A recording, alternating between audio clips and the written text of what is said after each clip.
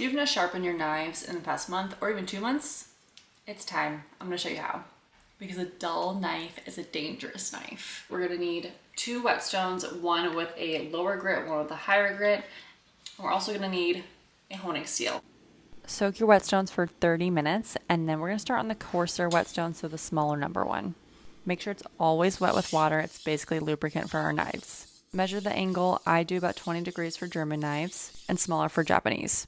A little trick is I use my finger to measure it and kind of go from there. Glide it along the stone from tip to end and do it an even amount of times before switching to the other side. I do this for about 10 minutes, and then if it's sharp enough to go through paper, I move it up to the finer grit one. Finer grit means higher in number. I know it's confusing. And I go for another 5 minutes.